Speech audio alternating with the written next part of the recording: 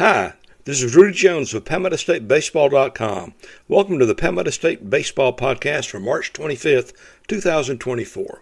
This podcast is a part of my coverage of college baseball in South Carolina. I offer schedules, scores, rankings, and other news about all 33 teams in South Carolina at PalmettoStateBaseball.com.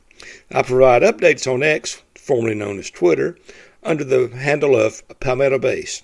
Drop me an email at rudyjones@PalmettoStateBaseball.com or send me a message on X. Listener interaction helps me know what I need to do better or at least do differently. I don't want to be doing this just for myself. If you see me at a game, please come say hi. I'll probably be wearing a blue cap with a palmetto tree emblem on the front, drinking a Coke Zero or something similar. May even have a phone or a radio in my hand for update purposes. If you like my coverage of college baseball in South Carolina, please tell your baseball fan friends and invite them to follow my stuff too. Instead of a sponsor, I use a little time each podcast to talk about the church I attend. Please come worship with me at Reedy River Baptist Church on US 25 between Travelers Rest and the Furman University Golf Course in Grinnell County. Worship time is at 10:30 on Sunday mornings. If you can't go there and want to find another church, there's lots of good Bible preaching churches around. Just be careful. Before looking back at team results last week, I wanted to do a shout out to Coastal Carolina coach Gary Gilmore for getting his 1,100th win with the Chanticleers in Sunday's Game 2 at Appalachian State. Probably a memorable win too. The Chanticleers scored 6 runs in the 12th for a 17-11 win and avoided being swept by the Mountaineers. Of this past week's midweek matchup, there weren't a whole lot of games of note, I didn't think. Coastal Carolina did suffer a late-inning loss at NC State in what I thought was the most interesting game. Clemson and Carolina both took care of business against in-state foes before moving on to what became big weekends for both. Clemson opened the home portion of its ACC schedule against Florida State, which came to town 19-0. The Seminoles left town 19-3. The Tigers came from behind in all 3 games to sweep the series and bring even more national attention to what has already been an excellent start for Coach Eric Bakich's club. Clemson fell behind 4-0 after 4 batters in the first inning of Saturday's doubleheader. Then they roared back for a 15-5 victory that ended in the 7th inning with the 10-run rules. In the second game, FSU led 8-1 entering the bottom of the 9th. But there was no panic from the Tigers. They scored 8 runs to walk it off 9-8. FSU took an 11-2 lead into the bottom of the 6th on Sunday. An inning and a half later, it was 13-11 Clemson. The Tigers held on for their 14th come-from-behind win this season, and they are now up to 22-2, including 5-1 in the ACC. Clemson was already in the top 5 in most national rankings, and the sweep of FSU moved them as high as number 2. Going back to last season, it was the Tigers' 13th consecutive weekend series victory, and 9 straight have come in ACC play, going back to last season. As I mentioned last week, my friend and former co-worker David Hood asked me to cover the FSU-Clemson series for TigerNet.com while he was in Memphis with Clemson men's basketball. After Saturday's games, Coach Eric Bakich said his players feel like they're never out of a game. They certainly proved that last week. Clemson infielder Blake Wright hit a grand slam to tie Game 2 and another grand slam to put the Tigers ahead in Game 3. He has 10 homers in his last 12 games. That's pretty good for you casual fans. He is 22 for 43, that's a .512 batting average, during his 10-game hitting streak, with 9 homers, 18 runs scored, and 29 RBI. He has had at least 1 run and 1 RBI during every game of that 10-game streak. The Tigers started ACC play a week later than most of the teams in the league, so they're a game and a half ahead of NC State in the Atlantic Division standings. The Tigers are 5-1, while NC State is 5-4. The Tigers will catch up with them sometime later this season. Rob Hughes closed out the Sunday game for his 3rd save of the season for the Tigers. Hughes is a refugee from the Furman baseball program that the school administrators dropped after the 2020 season. Hughes said that the school's stupid, my word, not his, decision to axe baseball sent him and his teammates scrambling to find places to continue their baseball career. Hughes has certainly landed on his feet, and he said he's just fortunate to be at Clemson. I'm just glad he played a role in the series that I was covering so I could get another chance to castigate from his administrators for their foolish decision. Oh well. In addition to seeing excellent Clemson baseball, I also saw friend Brian Hennessy, who's the baseball media relations guru for the Tigers. First time I've seen him in quite a while, probably about 6 or 7 years. I also got a chance to see fellow Travelers Rest High graduate Alex Dodd, who's now a sports writer in South Dakota. He was back in town to attend the funeral of the father of a friend. While he was still in high school, Alex covered many Furman men's basketball games for his blog. I covered the Paladins during the 2011-12 basketball season before the Greenville News paid me to go away. Because of experiences I've seen in the past in other locations, I was sort of leery of a guy as young as Alex being on press row. But he behaved like a pro, and obviously he has followed his passion, much like I did, and he has done well doing it. I'm not ready to declare Travelers Rest High as the cradle of sports writers, but it also produced Ryan McGee of ESPN. Take that as you will. One other thing I noticed at Clemson. For the playing of the national anthem, veterans are encouraged to render the military-style hand salute. I didn't want to seem respectful by just looking around, but a couple of glances around during the anthem revealed just a handful of folks saluting. It was a sad reminder that so many of the veterans who helped save this country and keep it what it is are dying and are unable to get out. Prior to Sunday's game, I noticed one gentleman who appeared to be wearing a veteran's cap using a pair of canes just to walk up to the gate. As the son and son-in-law of World War II vets, the latter was a POW and his 103rd birthday would have been today, it just saddens me to see that so many of our veterans are passing on. But enough of my reminiscing. The great thing about attending a game is getting to experience everything in person. The bad thing for me is being at a game impacts how I can keep Palmetto State baseball updated. While Clemson was beating Florida State, South Carolina was taking third-ranked Vanderbilt to the Founders Park Woodshed in an SEC series. I was able to follow on a live stats program and try to sneak a peek at the SEC Network Plus video every now and then between innings. One bonus about not being able to pay attention was I didn't have to hear much of the Vandy whisper. Yay for me. The sweep was Carolina's first over the Commodores since 2009, and it was much needed for Carolina after the Gamecocks went 1-2 in its SEC opening series at Mississippi. I only got the box scores and a few video highlights to go by, but the Vandy team over the weekend didn't play like a typical Vandy team. The starting pitching was not great, and the defense was suspect. I expect Commodores coach Tim Corbin, former head coach at Clemson and former head coach at PC and an assistant at Clemson, will get them both turned around. Regardless of how Vanderbilt played, USC played well. They got superb pitching. Freshman Tyler Pitzer has been great in spot relief appearances earlier in the season, and he got a chance to fill the black hole that has been the number 3 weekend spot in Carolina's rotation on Sunday.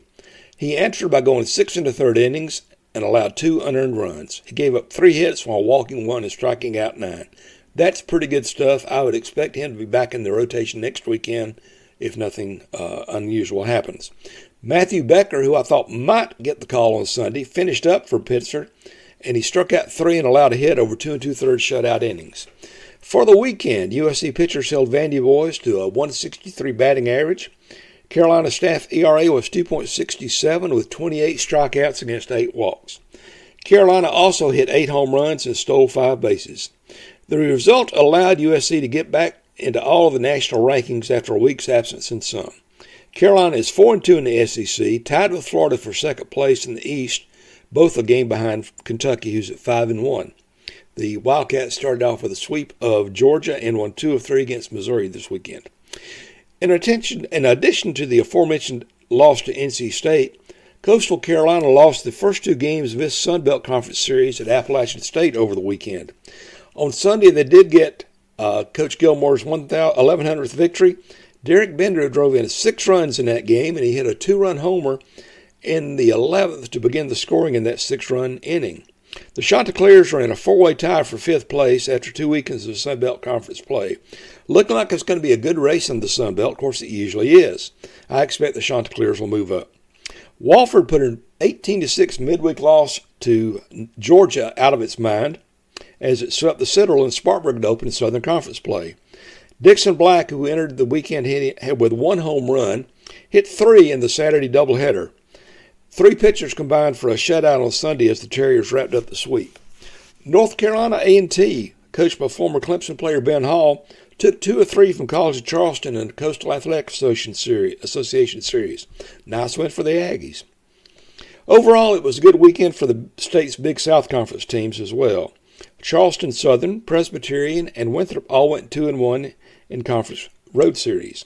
USC Upstate was an exception, losing 2 of 3 at Radford. Among Division II teams, Erskine had a good weekend with Conference Carolina sweep of Shawan. Dale Francis Jr. has been red hot at the plate for the Flying Fleet. He's hit a bunch of homers and raised his average up over 400. Lander swept a Peach Belt Conference series in North Georgia, and that was his first sweep of the Nighthawks in more than a decade. Newberry extended its winning streak to 7 with a pair of wins over Virginia Wise in the South Atlantic Conference. Anderson pulled back to 500 overall with a couple of wins over Limestone. Those 2 series were among several pushed back to Monday because of weather. Another one of those pushed back to Monday was North Greenville's Conference Carolina series at Barton. The team split a pair on Sunday. Then the Crusaders scored a run in the 9th inning as I was preparing this podcast to take the deciding game. Both teams are ranked nationally in the NCAA Division II. Elsewhere in Division II, USC Aiken snapped a school NCAA-era record 11-game losing streak in Saturday's doubleheader with Columbus State. Claflin suffered 3 run rule losses at Georgia Southern as its losing streak, Georgia Southwestern, as its losing streak grew to 26 games. Monday's loss to Augusta pushed USC Beaufort's losing streak to 11 games. In junior colleges, Gaston College took a 1-game lead over Spartanburg Methodist in Region 10. The Rhinos swept USC Salkehatchie, pushing the Indians' losing streak to 22, while Spartanburg Methodist dropped the series finale against USC Lancaster to have its 13-game winning streak snapped. The Rhinos are 12-0, while SMC is 11-1 in the league. Florence Darlington Tech's series with USC Central was also pushed to a Monday finish.